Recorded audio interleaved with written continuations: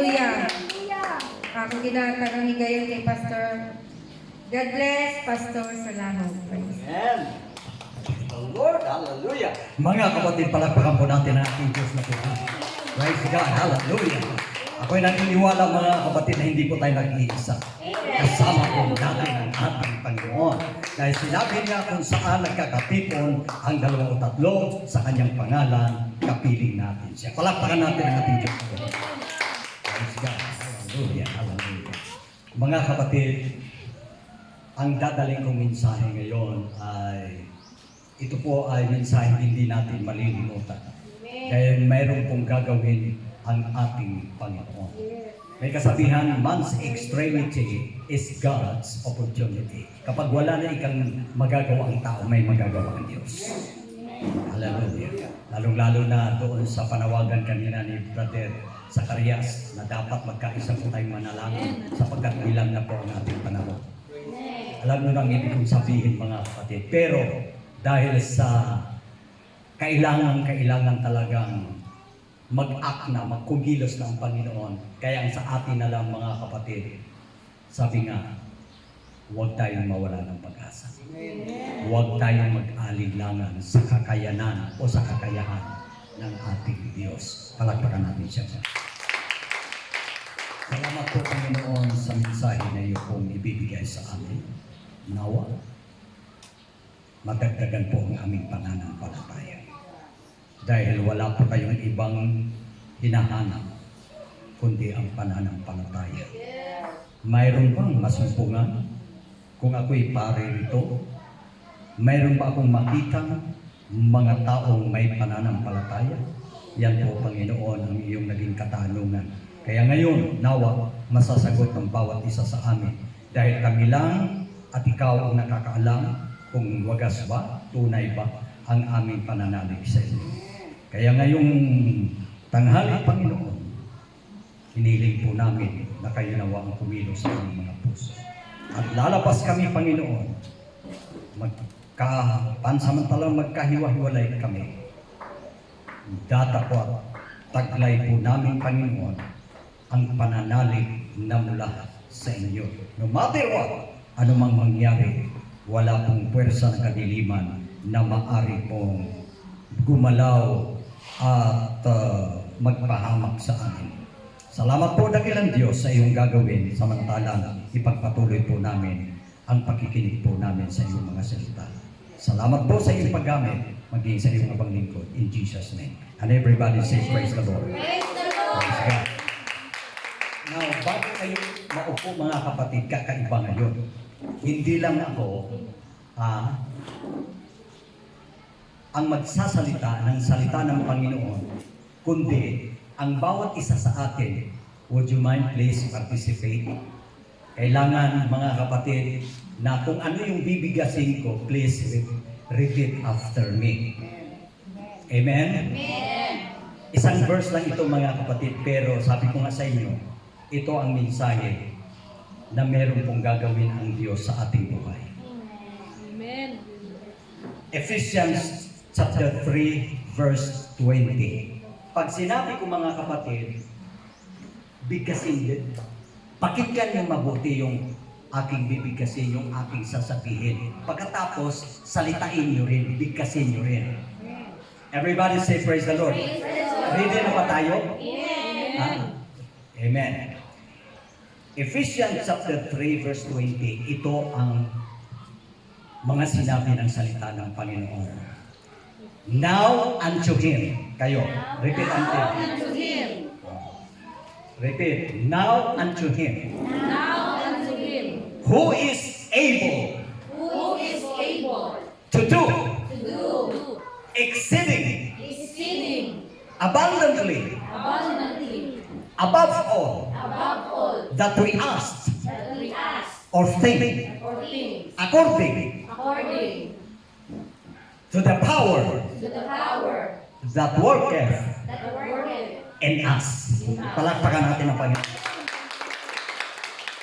And everybody say, God is able! God is able. Mayroon pong magagawa ang Diyos. Amen. Amen. Hallelujah. Hallelujah. Hallelujah. Maniwala po tayo mga kapatid, may magagawa. Meron pong kakayahan ang Diyos. Ano man mga kapatid, ang ating kalagayan. Ikaw ba'y nasa karamdaman? Ikaw ba'y nasa mahigpit na pangangailangan? Merong magagawa ang Diyos. Let us worship one more time. Salamat po, Panginoon. Dagdagan niyo po ang aming pananampalataya. Dagdagan niyo po ang aming pananampalataya dahil ikaw ay naghahanap, Panginoon. Kung mayroon ba kayong masumpungan, may pananampalataya. Kaya sa mga sandaling ito, Panginoon, kailangan magkaisa po kami na hindi po kami mag-alinlangan na ikaw ang Diyos who is able. Meron po kayong magagawa. May kakayanan po kayong Panginoon kahit napakahirap ang sitwasyon. Hallelujah, hallelujah, hallelujah. Salamat po Panginoon sa iyong pag-uusap ngayon sa amin. In Jesus' name. Everybody say praise the Lord. Praise the Lord! Malaya na po kayo magsimpo mga kapatid. Kaya,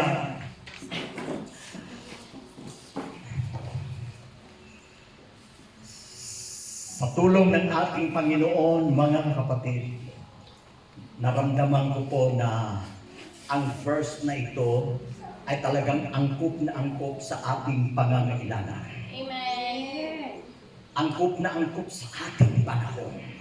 Kaya nais ko mga kapatid, kahit na ngayon lang, medyo magtatagal tayo. Amen! Usap lang mga kapatid, hayaan nyo kung ano man ang leading ng Panginoon, ano man ang pangunguna ng Panginoon sa atin, so be it. When's not? The Spirit, kung ang leading ng Espiritu ng Panginoon, kailangan mga kapatid, na namnamin natin yung kanyang mga salita, unawain natin, sampalatayanan natin, paniwalaan natin. Dahil ang sabi po ng salita ng Panginoon sa Luke 1:37, for with God, nothing shall be impossible. Sapagkat walang salitang mula sa Diyos na di may pangyayari. Wow! Everybody say praise the Lord. Praise the Lord! Praise the Lord! Ang kailangan lang pala natin mga kapatid, yung tinatawag na paniniwala sa mga salita ng Diyos. Dahil sinabi niya, walang salitang mula sa Diyos na walang o di may pangyayari. Ibig sabihin, mga kapatid, pag binitawan ng Panginoon ang kanyang mga salita, hindi babalik sa kanya yan na walang kabuluhan, na walang bunga, na walang mangyayari. May magaganap kapag ikay naniniwala mga kapatid mula sa salita ng Diyos, meron po siyang gagawin sa buhay natin. Amen! Hallelujah! Hallelujah! Meron po siyang gagawin sa buhay natin mga kapatid. Dahil very familiar yung verse, kabisado natin yung verse mga kapatid sa Hebrews 4:12 na kung saan gusto po nating ma-absorb mga kapatid ang mga salita ng Diyos na ito pala ay hindi pangkaraniwang mga salita. Ang mga salita ng Diyos, sabi nga sa Hebrews 4:12, ang mga salita ng Diyos ay buhay. Everybody say, buhay. Buhay! Ibig sabihin mga kapatid, kumikilos, hindi patay. Amen? Buhay. At ang isang magandang balita, bukod sa buhay, mabisa. May power. You see? Amen! Kaya walang alinlangan mga kapatid. May magagawa po ang salita ng Diyos. Ang problema lang doon sa mga nakikinig. Kung napakinggan mo ang salita ng Diyos at meron kang alinlangan, hindi po maging effective. Hindi po maging buhay. Hindi po maging mabisa. Pero kung meron po tayong pananampalataya, ano ang magiging epekto ng salita ng Diyos? Powerful. Weak and powerful. Mabisa. At sabi ng Biblia, mataas ka kaysa talim, kaysa tabak na may 2 talim. Kaya mga kapatid, ready na ba tayo? Amen. Wala na bang alinlangan sa atin? Ang puhunan lang natin, speaking of puhunan, kanina narinig ko puhunan. Speaking of puhunan, para sa mga anak ng Diyos, ang tanging puhunan lamang natin mga kapatid ay pananampalataya. Amen.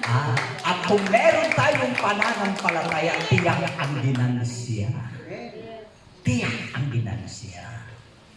Amen? Amen. Hallelujah! I'm so inspired mga kapatid.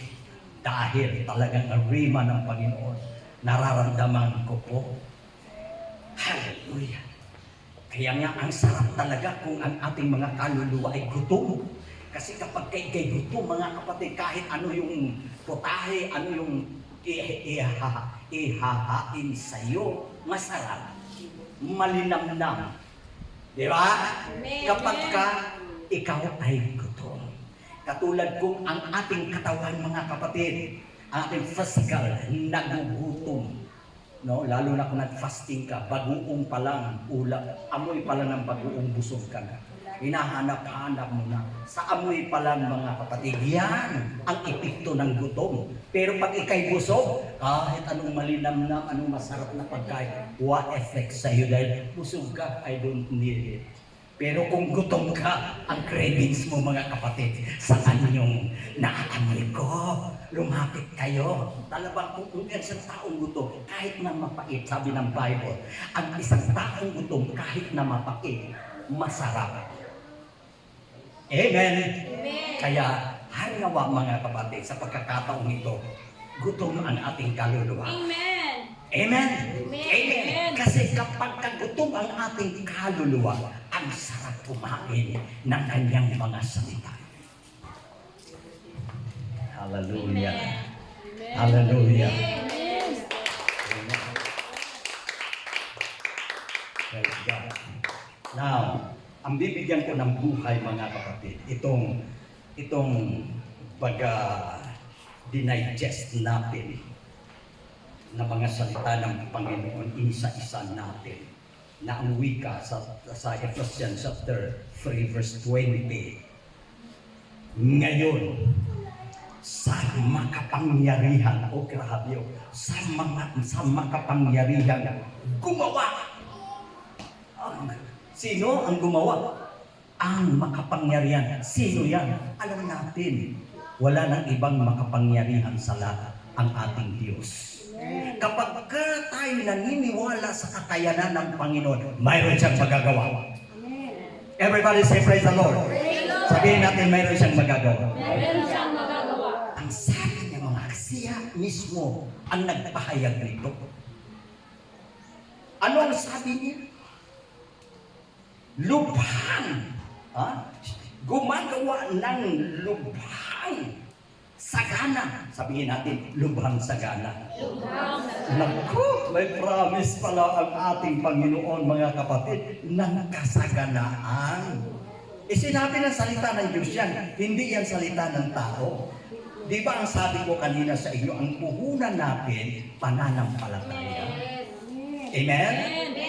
Ngayon sinabi ng salita ng Diyos mga kapatid, ang kanya pong inihanda para sa iyo at sa akin, lubhang sagana. Sabihin natin lubhang sagana. Ang sagana. Paano ka maghikahos niya?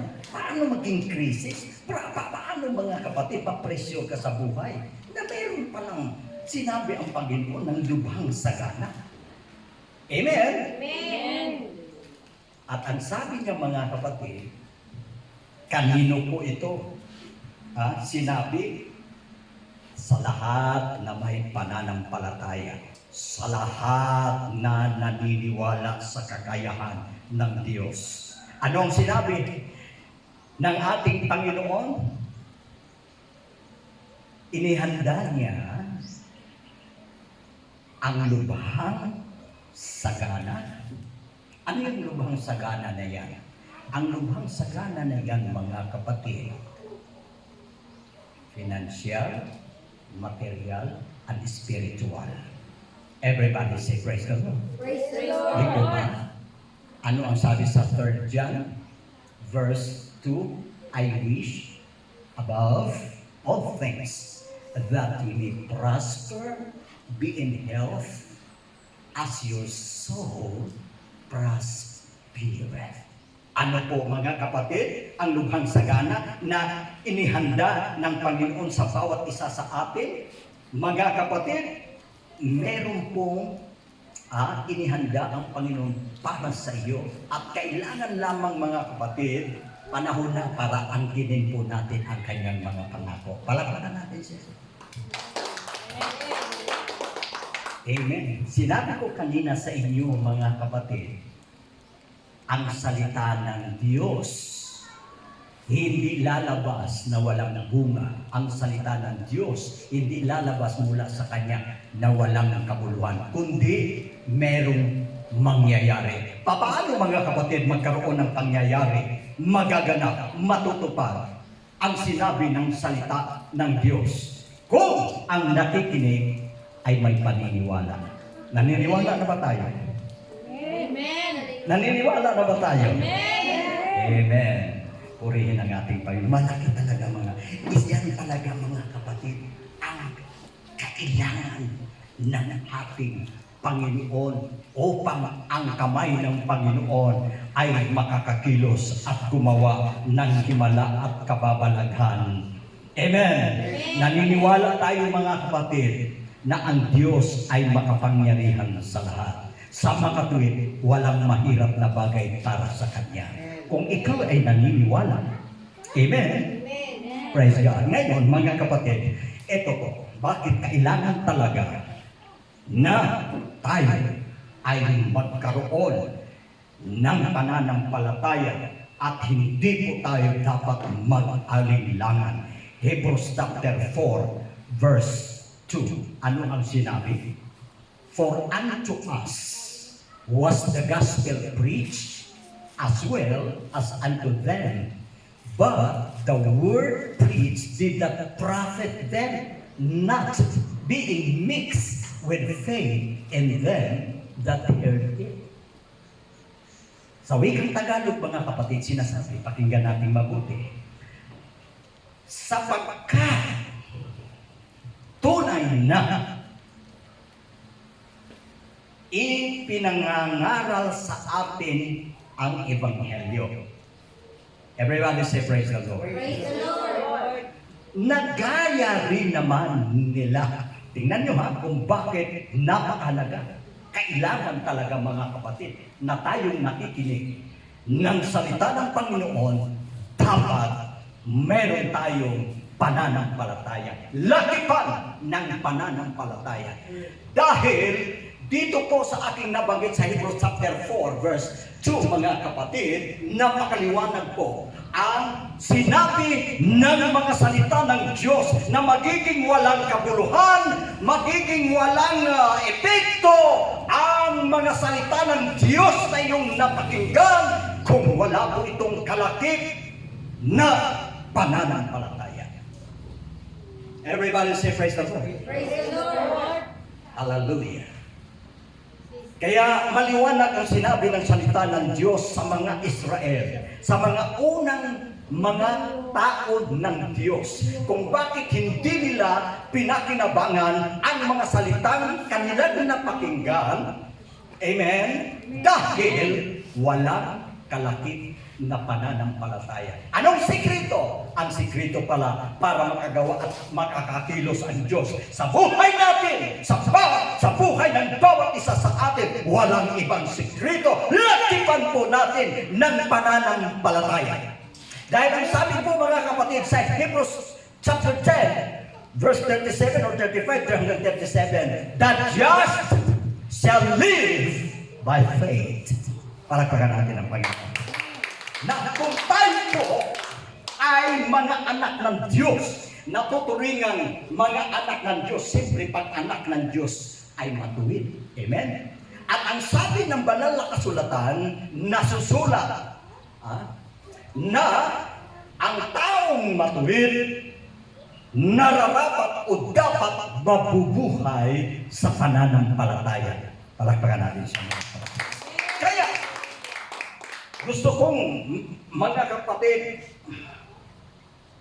i-drive out sa inyo o kaya gusto kong ipaliwanag sa inyo ng mabuti mula sa salita ng Diyos upang sa gayon mayroon po tayong matibay na foundation dahil ang pinakamahalaga mga kapatid sa pakikinig ng mga salita ng Diyos para mayroong bisa, mayroong epekto, may mangyayari, dapat paniwalaan natin. Amen!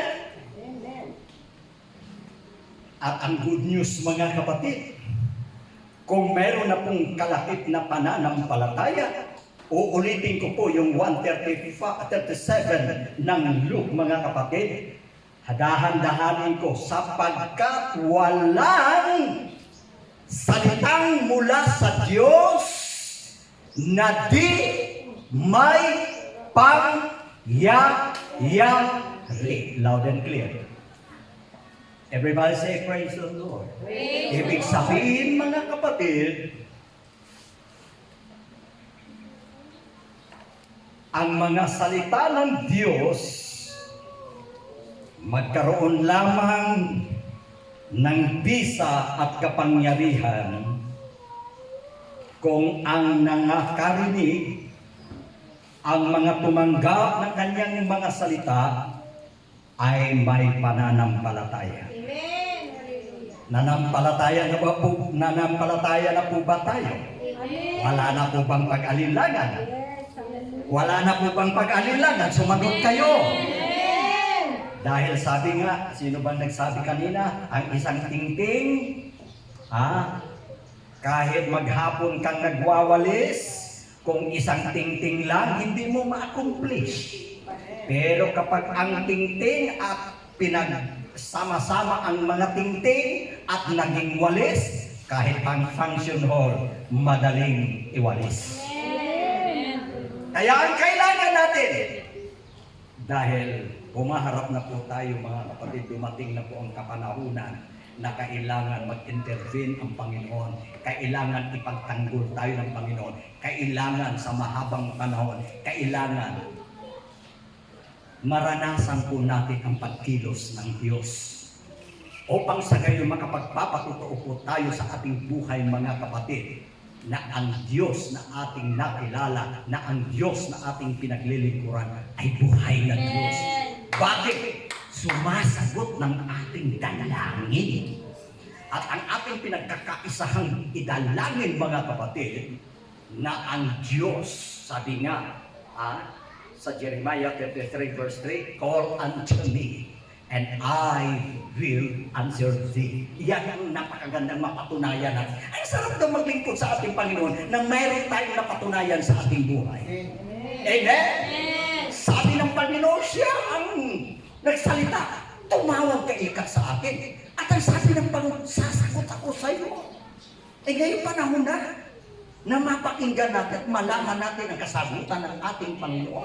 Dahil ang sabi niya, sasagot siya sa atin. Pag sinagot tayo ng Panginoon, anong mangyayari? Magpapakita ako ng mga dakilang bagay. Para sa akin mga kapatid, pag wala tayong pananampalataya, parang napakahirap maabot. Para bagang masurpresa tayo sa gagawin ng Panginoon. Pero sa mga may pananampalataya, hindi na po siya nasosorpresa dahil inaasahan niya ang kasagutan ng Panginoon. Hallelujah.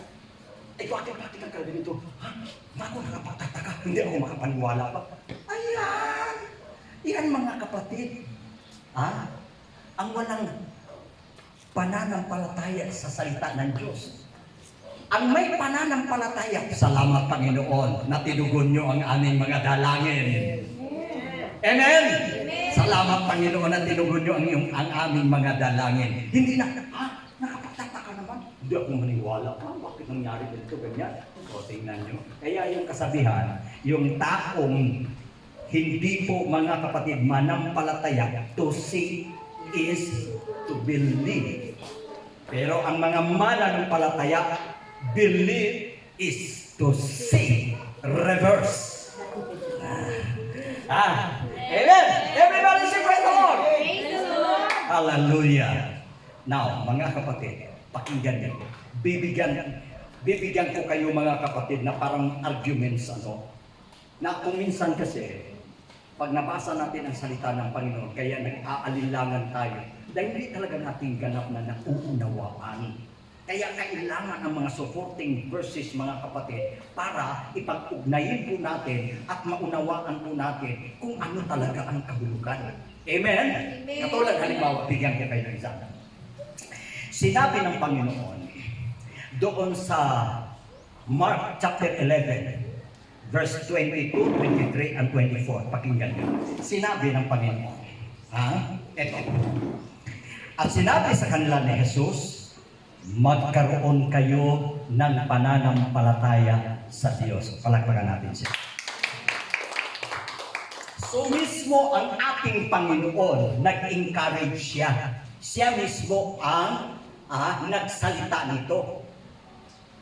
Dahil alam niya mga kapatid, kung meron talagang tunay na pananampalataya ang isang tao, mayroon talagang mangyayari.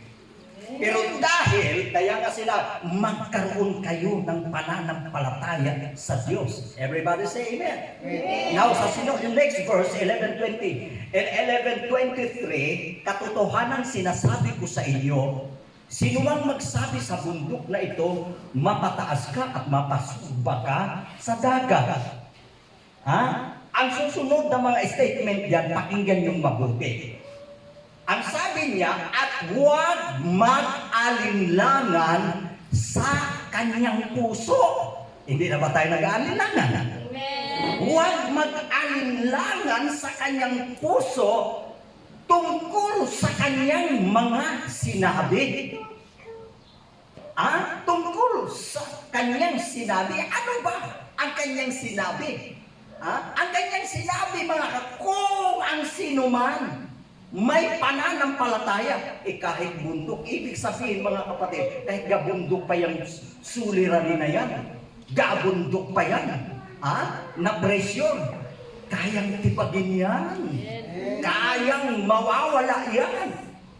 Ilapit mo sa Panginoon kung may pananampalataya ka. Amen. Hallelujah. Pagtayo mo mga kapatid, parang giant ka na, parang higanti ka na. Amen! Hindi ka na natitinag mga kapatid sa pressure ng buhay. Dahil alam mo, kakampi mo, karamay mo, ang Panginoon, back up ka ng Panginoon. Hindi ka nag-iisa. Sabi ng Panginoon, that's the time that I carry you. 1 footstep of footprints mga kapatid. Dahil 2 footprints man ito, pero isang footprint na lang. Meaning, kalong-kalong ka na. Kalong-kalong ka na ng ating Panginoon. Hindi na yung iyong kasama, hindi mo kaya. Ang yapak na lang ng Panginoon ang naroon dahil siya na ang gagawa para sa iyo. Hallelujah. Amen. Praise God. Kaya ang sabi, take now, huwag mag-alinlangan sa kanyang puso, kundi manampalataya na mangyayari ang kanyang sinabi at kakamtin niya iyaon. Everybody say praise the Lord. Ito pa. Bibigyan natin mga kapatid ng tinatawag arguments para lilitaw talaga kung ano talaga ang gustong ipahiwatig o ipaabot ng Panginoon sa bawat isa sa atin. Verse 24, kaya nga, sabi doon, kaya nga ang lahat ng mga bagay na inyong idinadalangin at hinihingi ay magsisampalataya kayo na inyong tinanggap na at inyong kakamtin. Di ba natin ito mga kapatid? Everybody say praise the Lord. Baka marami nang nagdi-discourage. Ang tagal naman. Ang tagal na ako nagpe-pray. Bakit? Hindi pa sinasagot. Bakit hindi pa nangyayari? Everybody say praise the Lord. Praise the Lord. Ang tagubilin ang paalaala, kung anuman ang iyong idinadalangin at hinihingi, huwag kang mag-alinlangan. Ngayon, pag sinubok ng panahon mga kapatid, nagbago ang iyong pananalig, nagbago ang iyong pananaw, hindi pala tunay na ikaw ay nananampalataya. Dahil emosyon mo lang pala yun ang nagsasabi. Dahil ang tunay at dalisay na pananampalataya, kahit bagyuhin, hindi nababago. Palagpakan natin, Panginoon. Hindi nababago. Kaya tama lang sinabi ng ating Panginoon kung ano ang iyong sinabi, kung ano ang iyong pinanampalatayanan o sinasampalatayanan. Kung ikaw ay walang pag-alinlangan, in that moment, sa panahon na ikaw nagpahayag ng iyong pananampalataya at sinabi mo na wala ika kung alinlangan sa aking pananampalataya na ang aking idinadalangin, ang aking hinihingi, ay sinagot mo na, Panginoon. Mayroon ng kasagutan. Everybody say praise the Lord. Praise the Lord. Hallelujah. Pero ang problema mga kapatid, hindi po nasusukat ng araw, ng panahon, ng oras ang kasagutan ng ating Panginoon. Nasusukat po yan sa ating pananampalataya. Kung tunay nga ang ating pananampalataya, mga kapatid, hindi pa bago-bago. Hindi wither-wither lang. Kung ano yung hinihingi mo, kailangan idadaan yan sa pagsubok. Kung dalisay ba? Kung tama ba? Kung totoo ba? Mula ba talaga sa puso? Honest ka ba talaga? Serious ka ba talaga sa iyong hinihingi at dinadalangin? Amen? Amen? Kasi sa sinabi ng Bible ang sabi ko sa 1 Peter 1:8 ba yun? That the trying of your faith, being much more precious than a gold that perisheth, though it be tried with fire, might be found unto praise and honor at the appearing of Jesus Christ. Ano po ang dalisay? Ano po ang tunay na pananampalataya? Susubukin ika sa pamamagitan ng apoy. Nung sinubok, mga kapatid, palibhasa ito'y dalisay, ito'y pure, walang alinlangan. Hindi po nasunog, lalong kuminang, lalong kumintab, lalong lumabas ang kanyang kagandahan. Yellow, pure gold. Hindi na, ano ba ang bili na kay itong ating sisig. Pure ito, kahit ipaabad mo sa suka, hindi ito kukupas. Nung ibinabad sa suka, kumupas. Sabi mo, kahit ibabad sa suka, hindi kukupas.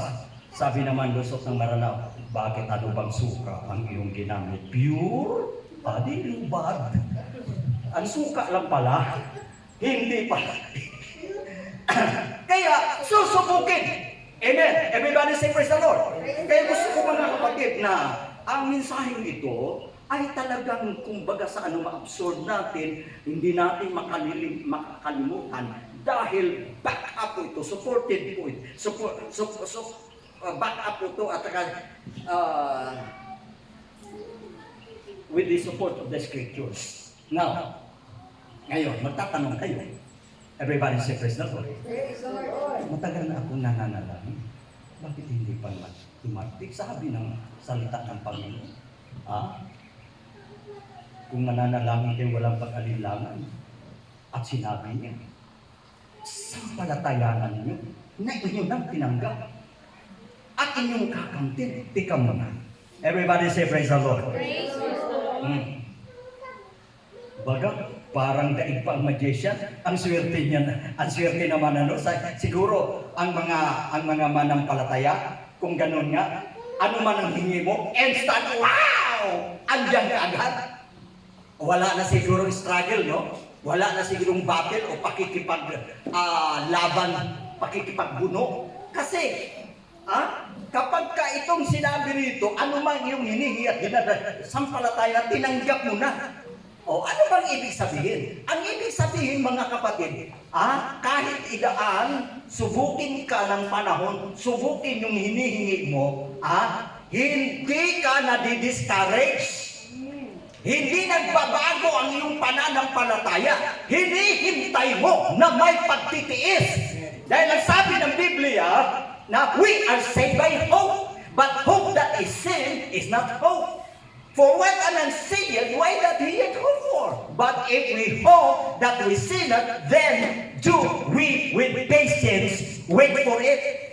Naligtas tayo sa pananampalataya. Naligtas tayo sa pamamagitan ng pag-asa. Ngunit ang pag-asa na nakikita ay hindi pag-asa. Bakit siya umaasa sa nakikita? Ay di ba? Ay nakita mo, umaasa ka pa? Hindi na. Pero kung hindi mo nakikita sa makatuwid, hinihintay mo na may pagtitiis. Amen? Amen. Praise God. Now, okay, maliwanag na ba sa inyo mga kapatid kung hindi instant, agad-agad, tinugon ng Panginoon? Kasi kailangan ng Panginoon, dalawa na lang bago ko tapusin mga kapatid. Para kumbaga sa bigyan natin ng example. Para yung issue na kung saan anumang yung hinihingi at dinadalangin ay sampalataya na, tinanggap mo na. At kung ano man yung sinasabi mo, sampalatayanan mo na mangyayari. Amen? Now, mga kapatid, bigyan ko kayo ng example. Sa Luke chapter 11, Luke chapter 11, tungkol sa pananalangin tungkol sa hinihingi at dinadalangin Luke chapter 11, ang kwento dito, tungkol sa tinatawag na magkaibigan. Ngayon, ang sabi ng Biblia, dumating ang kanyang kaibigan ating gabi. Kumatok siya. Kaibigan! Talagang inistorbo niya mga kapatid. Ipahiramin mo ako ng tatlong loaves ng tinapay, tatlong pirasong tinapay. Dahil dumating ang isa nating kaibigan, na wala akong maihain sa kanya, kaya ako'y naparito. Pahiramin mo ako ng 3 pirasong tinapay. Sabi lang sa kanya kaibigan, hindi na maaari. Dahil, nakalapat ang pintuan at kasama ko ang mga anak sa higaan. Kasi ang style pala ng bahay ng unang panahon mga kapatid, higaan na, trangkahan pa. Na kapag isinilapat na, ay doon na nakakulambo doon na nakahiga pagkatapos, kung halimbawa, buksan pa doon, ang lahat ng buong sambahayan ay magising. Magising, kaya hindi na po pwede. Hindi na po pwede. Sabi niya, nakuwi ka. Nakalapat ng pintuan. At saka isa pa, natutulog na sila. Makulit. Eto, tingnan niyo bigyan ko kayo ng halimbawa para wag na tayo mag-alinlangan doon sa tinatawag. Naku, bakit ang tagal ko nang nananalangin? Bakit hindi pa sinasagot? Ang sabi, pag idalangin mo, maniwala ka, ay sasagutin ka agad. Aba, instant. Ito ang dahilan. Palagpagan muna natin ang Panginoon. Now, ang sabi nitong kanyang kaibigan mga kapatid, kaibigan, wala akong maihain. Pahiramin mo ako. Sa makatuwid, yung kanyang tinatawag pagka-persistent niya, makulit. Everybody say, sabi natin, makulit. Makulit. Bukod sa makulit, mapilit. Ang galing, no? Ang galing, no? Bukod sa makulit, mapilit. Ngayon, ang sabi tuloy, the story is short, hindi dahil sa kanyang kaibigan, kaya siya bumangon at ibinigay yung kanyang hinihingi, pero dahil sa kanyang pagkamapilit, pagkamakulit, bumangon siya at ibinigay. May lesson tayo dyan. Everybody say praise the Lord. Isa pang halimbawa mga kapatid, sa Luke chapter 18, itong tinatawag ba widow, na pumunta sa isang lawyer, isang abogado, sabi niya, ganti mo ako sa aking kaalit, dahil ganito, ganyan, bla bla bla bla bla. Sabi niya, para bagang, sabi niya, wala akong pinapakundanganan, wala akong taong inaano. Sabi niya, siguro sabi niya, minamaliit niya, paano naman ito makapagbigay sa akin ng kabayaran ng bayad sa akin kung ipagtanggol ko, bao lang. Sabi niya, wala akong sinisino-sinong tao. Tingnan nyo mga kapatid, tingnan nyo. Itong baong ito, hindi tumitigil. Maya-maya, andyo naman, iganti mo ako sa aking kaalit, iganti mo ako sa aking kalaalit. Napapahinga na yung abogado, nandiyan ka na naman! Hindi ka talaga nagsasawa, hindi ka nadala. Nakuha ka pa ng mukha mo. Bahala na, kahit anong ipagsasabi mo sa akin, basta, iganti mo ako. Natulog na, wala akong sinisino-sintab. Umalis ka na. Mamaya-maya, andyan na naman. Mga kapatid, sumuko sa wakas ang isang abogado. Sabi niya, igaganti na kita. Bakit niya iginanti? Hello, kita niyo mga kapatid? Ang sagot ng hukom na ito, bakit niya iginanti? Naamoy ka, wala siyang pinagpipitagang tao sinuman, wala siyang sino-sino, pero nabagabag siya sa baong ito. Bakit? Mapilit, makulit, hindi tumitigil hanggat hindi niya iginanti. Hanggat hindi ibinibigay ang kailangan niya, mga kapatid, hindi nagbago yung kanyang pagka-persistent. Talagang ano mang mangyari, ang sabi ng Juan, niligalig ako ng baong ito, igaganti kita. Ayan, yan po mga kapatid. Everybody say praise the Lord. Praise the Lord. Hindi lang sinagot kaagad ng Panginoon ang ating hinihingi at dinadalangin, mga kapatid. Minsan nagtatampo na tayo, minsan hindi na natin mag-request manalangin pa dahil tagal ko na ikang nagre-request. Tagal ko na ikang nananalangin. Hanggang ngayon, puti ng buho ko, hindi pa rin sinasagot. Ayaw ko na. Kayo na lang. You know what I mean? Mayroong mga halimbawa, mga kapatid, na talagang doon sa hindi nagbago ang kanilang paniniwala, yung kanilang layunin na kailangan talaga na mabigyan ng kasagutan yung kanilang pangangailangan dahil sa walang sawa at hindi tumitigil sa wakas, sumuko ang hukom. Everybody say praise the Lord. Praise the Lord. At yan na patunayan na serious ka, totoo talaga ang iyong hinihingi at dinadalangin. Hindi lang sinubok ng ilang panahon, sinubok ng pagkakataon na wala na iyong pananalig, na wala na iyong hinihingi. Pero ngayon mga kapatid, Amen. dahil paalisin na tayo. Malaking patutuo ito. Amen. Na ibig sabihin, may kabuluhan din pala yung ating parito dito. Isang tagumpay lang, recover ang lahat. Amen. There is only one answer to defeat, and that is victory. Isang victory lang. Amen. Kaya, it's time mga kapatid. Amen. Huwag magbago. Amen. Hallelujah. May pinanghawakan tayo na ang sabi ng Panginoon, siya'y natutuwa sa kasaganaan ng kanyang mga anak. Bakit? Bakit siya natutuwa? Siyempre mga kapatid, walang problema sa house of worship. Walang problema sa transportation. Walang problema sa pangangailangan. Kaya, anong rason? May dahilan ka pa ba na hindi maglilingkod sa Panginoon? Ang kapal naman ang mukha mo. Wala ka namang utang na loob. Provided ang lahat. Pagkatapos, pa-isti-isti ka pa. Kumbaga sa para bagang mga kapatid nakalimot ka kung ano ang ginawa ng Panginoon sa iyo. Kaya, ito na ang panahon. Walang ka natin. Ito na ang panahon mga kapatid na ma-prove po natin. Dahil hindi lang ngayong panahon tayo nakiusap sa Panginoon. At ang sabi ng Biblia, hindi baga igaganti ko ang aking mga anak na sumisigaw araw at gabi.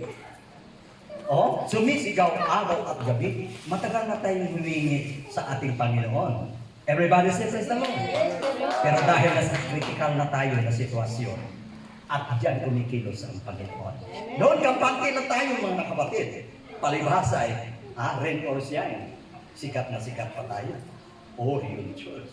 Wow, ang mga malaking event mga kapatid, twice na idaos dito. Wow, spacious. Ang mga sasakyan secure dahil may gate. Oh, pero namalayan na lamang nila, wala na tayo sa kulto. Ibig bang sabihin, sa mahabang panahon mga kapatid, sa habang panahon ng parito tayo, hindi naririnig ng Panginoon ang tibok ng ating puso, yung desire ng ating puso. Ganun-ganun na lamang. Bye-bye sa isang idlap. Daw-dahon na laya, napula na lara. Inay nga magmaya, apang intaw, ay manghupaw. Ako manghupaw, alam niyo yun? Instead na maggalak na tayo ang kapatid,